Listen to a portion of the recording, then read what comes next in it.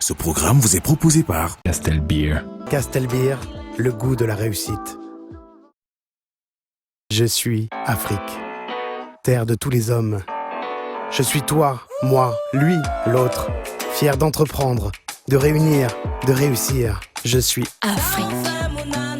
Mélange de vie, de langue, de couleurs, de parfums, de goût fort. Je suis libre, créatrice inspirée, sensuelle et vibrante. Je suis Afrique des réussites nouvelles. Castel Beer, le goût de la réussite.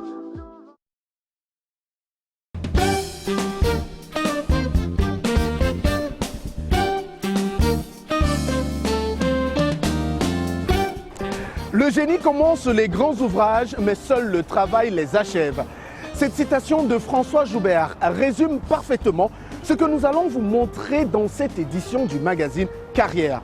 Du génie camerounais à l'état pur, que ce soit dans le domaine de la cuniculture ou encore dans la musique, avec l'un des plus grands artistes musiciens de l'histoire de notre pays. Mais également du génie dans les conseils et astuces de notre coach qui vous aideront à travailler votre côté manager. Madame, Messieurs, Carrière, édition de ce mois d'octobre 2023. C'est un plaisir pour nous de vous retrouver pour partager avec vous 59 minutes de conseils et astuces qui vous aident à développer votre carrière. Tout de suite, le sommaire avec Cynthia Dunant. Au sommaire de Carrière, dans la rubrique Entreprendre, Lazare Tonsa nous introduit dans l'élevage des lapins à travers sa ferme Harmonie Ferme. En Success Story, découvrez le parcours inspirant de l'icône de la musique africaine, Echo Roosevelt. Enfin, dans le coaching du mois, Roland Komen dit comment devenir un excellent manager.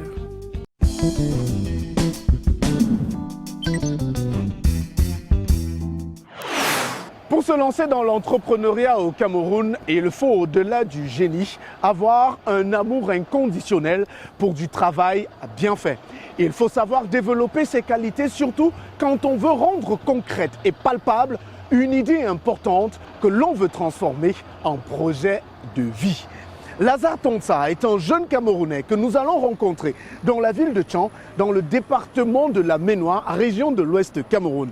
Il y a quelques années, il s'est lancé dans la cuniculture et vous propose de découvrir l'élevage de lapins fait différemment. Sa ferme Harmonie nous accueille pour la rubrique Entreprendre.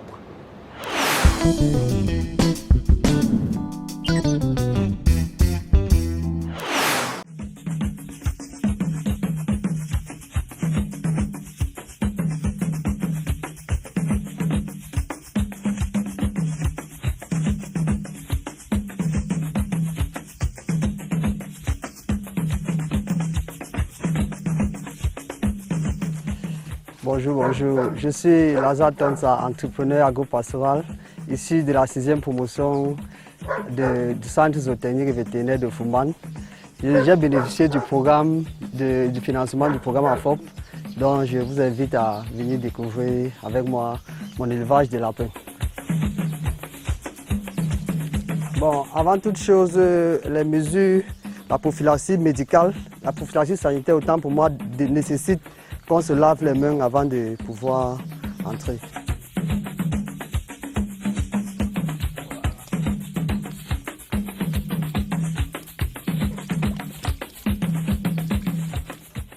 Nous sommes effectivement à la ferme. Vous pouvez constater, vous voyez déjà les animaux. Là, ce sont les animaux qui sont déjà adultes et ils sont destinés à la reproduction. C'est pour ça qu'ils ont déjà environ 6 mois. C'est les lapins qui sont déjà nés, ils sont nés depuis décembre.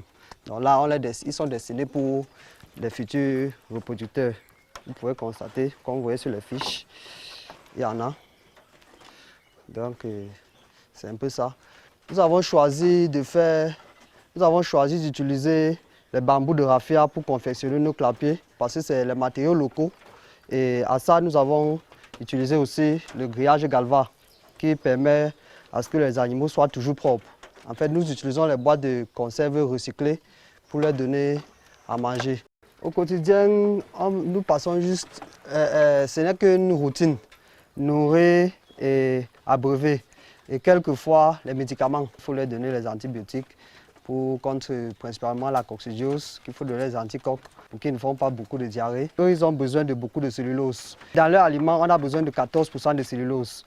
Et avoir un aliment qui a 14% de cellulose, ce n'est pas vraiment facile. Donc pour combler à ce besoin de cellulose, nous leur donnons quelque temps des herbes.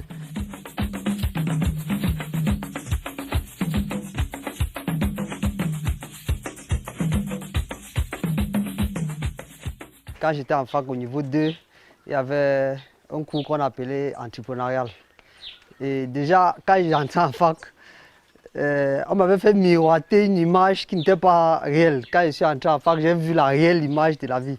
Du coup, j'étais en train de chercher où je pouvais me caser, mais avec les moyens, parce que je ne sors pas d'une famille qui puisse peut-être payer un concours ou quoi que ce soit. Donc, dans cette recherche-là, j'ai vu un ami qui m'a parlé de la FOP et je me suis donc renseigné. Je suis allé à la délégation départementale du Minupia qui est dans notre zone. Je me suis renseigné, j'ai vu, on m'a donné les dates du concours et j'ai fait le concours. Donc en entrant au centre zootechnique et vétérinaire, je connaissais déjà que j'entrais dans le programme AFOP. Pendant la formation, il y avait 2 cursus. Il y avait la pratique et il y avait la théorie. Et on faisait plus les stages. Si on fréquente peut-être 6 mois, on va faire 3 mois de stage. En fait, pendant les 2 ans que j'ai fait là-bas, j'ai fait 3 stages. Stage de découverte, stage d'implémentation et stage de production.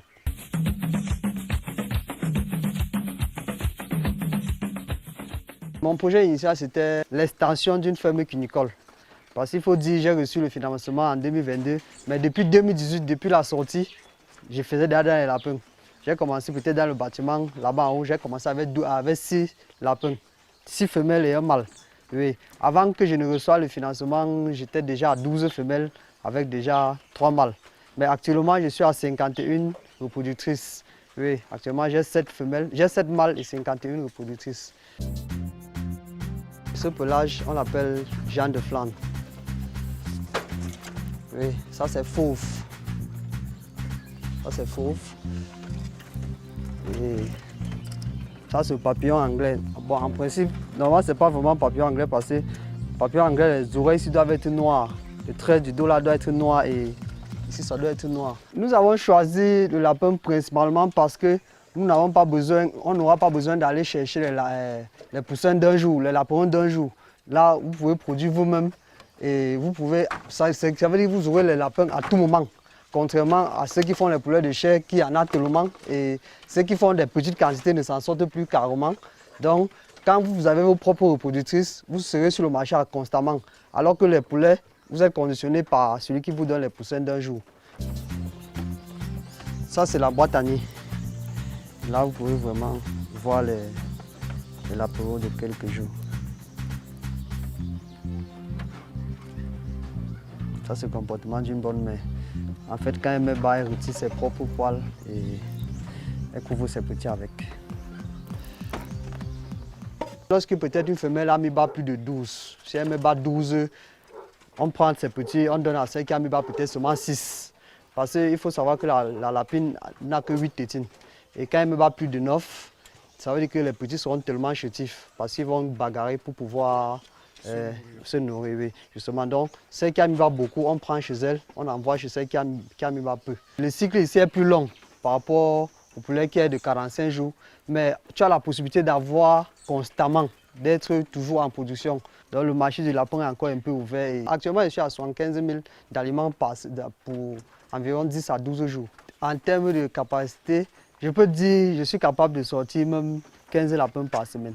Chaque année, j'écoule entre 600 et 700 lapins.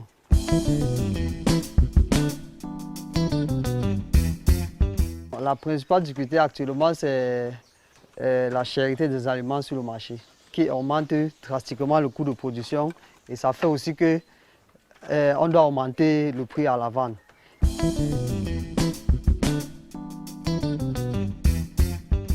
Je veux étendre dans beaucoup, que ce soit dans l'agro-pastoral, mais avoir plusieurs fermes. Oui, avoir mon propre marché.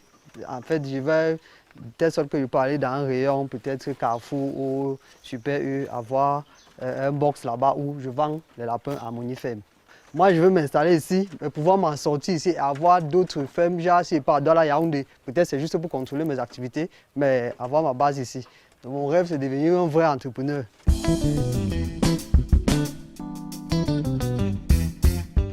Il faut commencer par avoir un rêve. Et lorsque tu as déjà pris un secteur, il faut s'y accrocher. Quel que soit le vent, si ça monte, tu restes, ça descend, tu restes. Puisqu'il y a beaucoup, s'il faut prendre par exemple le temps de Covid, il y a beaucoup qui ont abandonné, que ce soit les poulets, ceux qui faisaient dans l'agro-pastoral que je connais qui ont beaucoup abandonné. Et après, il y a eu une ouverture parce que comme ils sont partis, le marché s'est ouvert et le temps qu'ils ne reviennent, ça s'est encore fermé.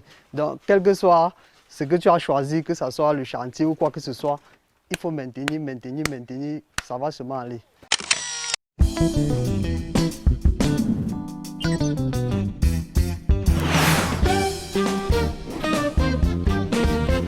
I am Africa, land of all mankind. I am you, me, him, them. Proud to create, to unite, to succeed. I am Africa. a mixture of life, languages, colors, flavors. I am free, inspired creator, sensual and vibrant. I am Africa of new success stories. Castle Beer, the taste of success.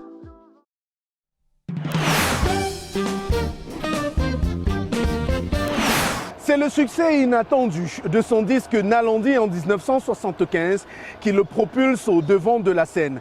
Echo Roosevelt ne s'y voyait pourtant pas quelques années plus tôt, lui qui avait déjà une belle carrière en tant qu'artiste musicien, accompagnateur et arrangeur qui a travaillé sur plusieurs disques sur le plan continental. Quelques années plus tard, aujourd'hui, il est considéré comme l'un des génies atemporels de l'histoire de la musique camerounaise, lui qui en a écrit très certainement les plus belles pages, d'où son petit nom, Ayatollah. Nous sommes allés à Kribi, au pied des chutes de la Lobé, rencontrer celui qui est aujourd'hui le chef du village Batanga dans ce département de l'océan au Cameroun. Sa Majesté Echo Roosevelt se dévoile comme jamais dans un entretien portrait unique réalisé avec Alain Gobert-Kwam et Franck-Evan Moussongo pour la rubrique Success Story de carrière. Regardez.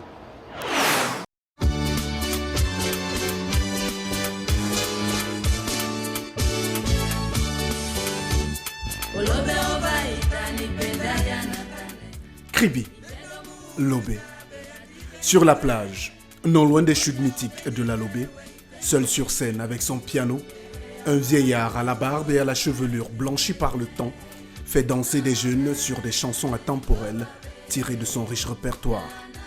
Sous le regard admiratif du public, il déroule avec une voix aussi claire et belle que mélodieuse les classiques qui ont fait de lui une icône incontestée de la musique camerounaise et africaine. Son nom, Echo Roosevelt.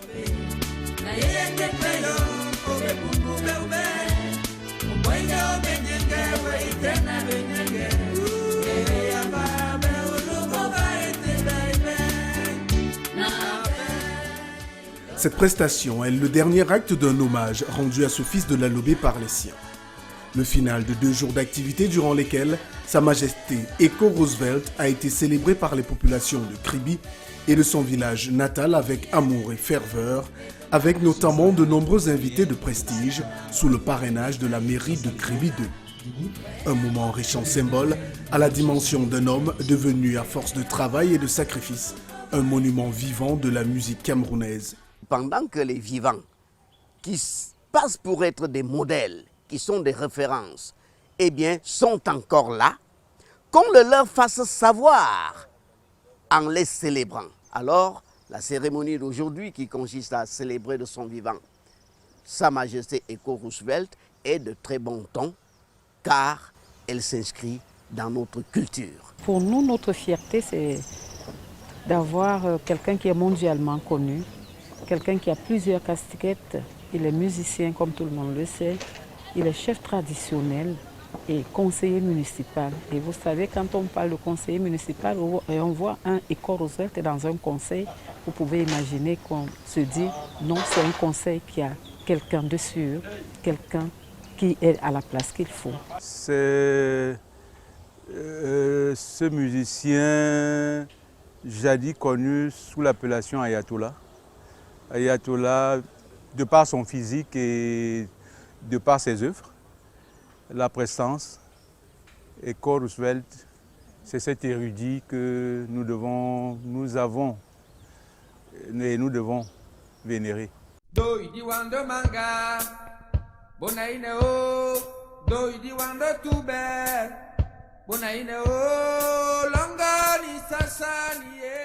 Artiste atemporel, enseignant, chef traditionnel, voici le portrait d'un homme calme, discret, travailleur dont les œuvres transcendent les âges et les cultures.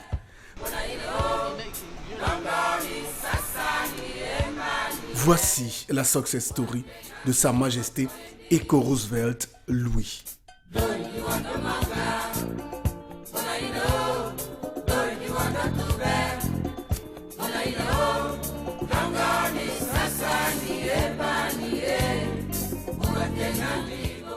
S'il fallait raconter dans les moindres détails la carrière et la vie de Sa Majesté Eko Roosevelt, il faudrait à coup sûr bien plus qu'un portrait de 45 minutes pour explorer les méandres du parcours unique de ce génie de la musique africaine et contemporaine.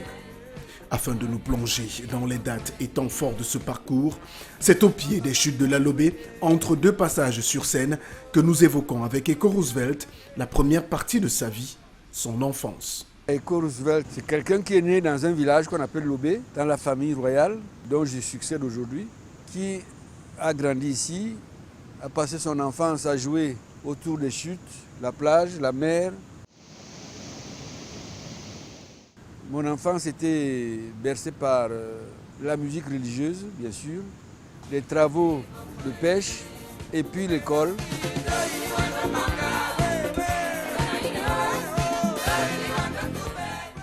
De son père, le pasteur américain William Roosevelt, il ne garde aujourd'hui qu'un vague souvenir, ce dernier ayant été contraint de l'abandonner très tôt dans l'enfance. Il est parti parce que mon grand-père ne voulait pas de cette histoire-là. Il était très fâché. Mon grand-père était un chef très rude parce que pour lui, sa fille ne devait pas se marier. Et comme il avait une fille unique, il n'avait que des garçons, il n'a jamais voulu qu'elle parte. Il a même refusé qu'elle se marie. Quand elle m'a mis au monde, elle n'avait plus le droit d'aller en mariage. J'ai une idée vague. Quand il venait à la maison, il y avait toujours des problèmes. On ne voulait pas le voir. Et chaque fois qu'il venait, on me cachait. On m'amenait ailleurs pour qu'il ne me regarde pas, qu'il ne me voit pas. Il a même fait des recherches vis-à-vis des pasteurs pour qu'on vienne obliger mon père à me laisser partir. Mais avec ma mère, alors mon grand-père a dit non.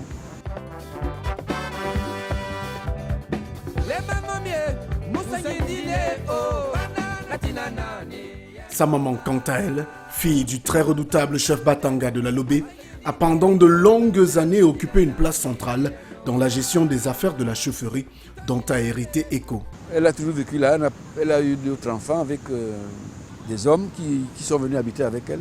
C'était une fille très brave, vous savez, les gens de filles qui grandissent entre la cour royale très autoritaire. Quand il se passait un événement, si elle ne donnait pas son mot, les choses n'étaient pas toujours bien faites. Puisque quand il y a eu les régences après la mort de mon grand-père, c'est elle qui dirigeait presque. Mais il y avait un chef, un régent. Mais en fin de compte, c'est elle qui était derrière. Depuis la mort de mon grand-père en 1953, il n'y a pas eu un chef installé officiellement. La chefferie n'a jamais bougé de notre famille. Ça se perpétue depuis des générations.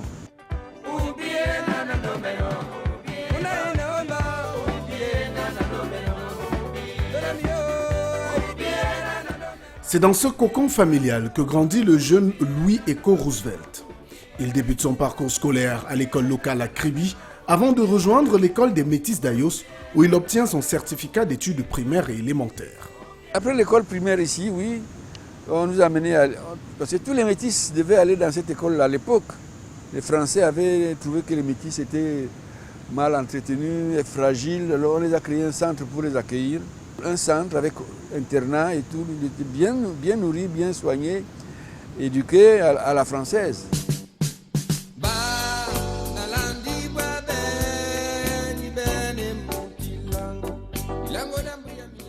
Très tôt, il se découvre un talent certain pour l'art. Musique, ébénisterie, architecture, il a un don naturel pour tout ce qui mêle création et réalisation manuelle. À tel point que lorsque nous lui demandons s'il avait envisagé une autre carrière que celle qu'il a faite dans la musique, il a cette réponse pleine d'enseignement. Je crois que j'aurais toujours été artiste. Dans le métier manuel, comme dans le métier artistique. C'est-à-dire que j'étais doué. Donc, je ne crois pas que j'aurais fait autre chose. Peut-être, mais je ne me vois pas être dans les bureaux en train de traiter des dossiers. Je me vois plutôt dans un chantier, en train de construire. Et si vous êtes arrivé chez moi, tout ce que vous avez vu, c'est moi-même qui construis. Vous voyez les immeubles qui sont dans ma concession, c'est moi-même qui les fais. Je ne peux plus le faire parce qu'à 80 ans, on évite de faire des prouesses.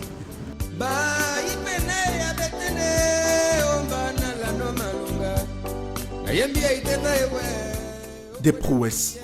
Il en a pourtant été question tout au long de sa carrière et de sa vie. Cela commence très tôt, au collège de la Salle à Douala, où il fait ses études secondaires. Déjà doué dans la musique, Eko Roosevelt s'y est inscrit en ébénisterie. Il décroche assez tôt son CAP, si tôt qu'il ne peut se lancer dans la vie active. Il enchaîne alors 2 autres CAP, un en électricité bâtiment et un autre en maçonnerie. Un technicien complet doublé d'un musicien de talent. Ces résultats sont tels que les frères canadiens qui tiennent le collège l'envoient à Dakar au Sénégal pour y poursuivre des études en architecture d'intérieur. Sauf qu'arrivé dans la capitale sénégalaise, c'est tout naturellement qu'Eko Roosevelt se tourne vers des études de musique. J'ai eu des diplômes étant très jeune, mais je pouvais travailler, mais je n'avais pas l'âge de travailler. Alors les frères canadiens ont trouvé une école où je pouvais apprendre, continuer à apprendre. C'était une école des arts, des beaux-arts en fait. Mais comme il y avait la musique, je me suis plus intéressé à la musique aux autres. Et comme j'avais déjà un certain niveau de musicien, tout de suite on m'a remarqué et on m'a intégré tout de suite dans les élèves qui pouvaient déjà jouer. Donc, l'orchestre du conservatoire m'a mis au piano. On était plusieurs, hein. On jouait, on faisait des soirées, on faisait beaucoup de choses, des soirées à la présidence, des soirées aux messes des officiers de l'armée française, des soirées de mariage, des grandes soirées.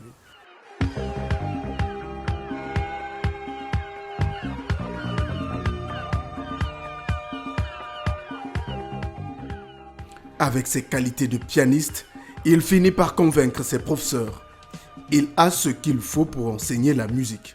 Mais il lui faut une formation complémentaire pour devenir pleinement enseignant et remplacer le personnel français alors en poste à Dakar.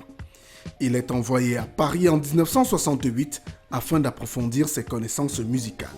Il fallait remplacer les anciens professeurs qui étaient les vieux Français qui avaient déjà la retraite.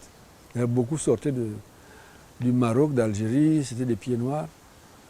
Et beaucoup partaient à la retraite. Alors, ils ont choisi parmi les étudiants qui étaient là-bas, on était 7, d'aller continuer en France pour apprendre à enseigner, afin de revenir remplacer les autres.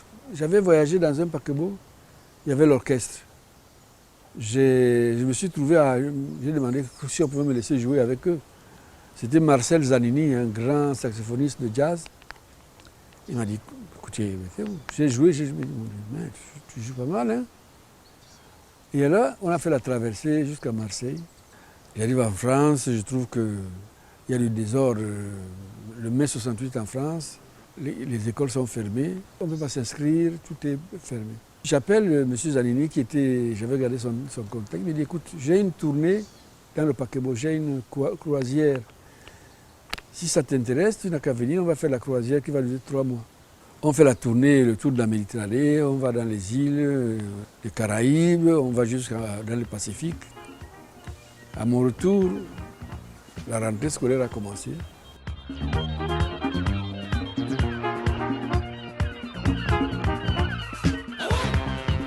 La fin de la croisière coïncide avec celle des émeutes de 68.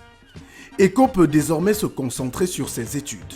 Entre-temps, il enchaîne les collaborations avec de nombreux artistes français et africains. Ses talents de pianiste, arrangeur et chef d'orchestre lui valent des appréciations particulières de la part des artistes africains et antillais qui viennent réaliser leurs albums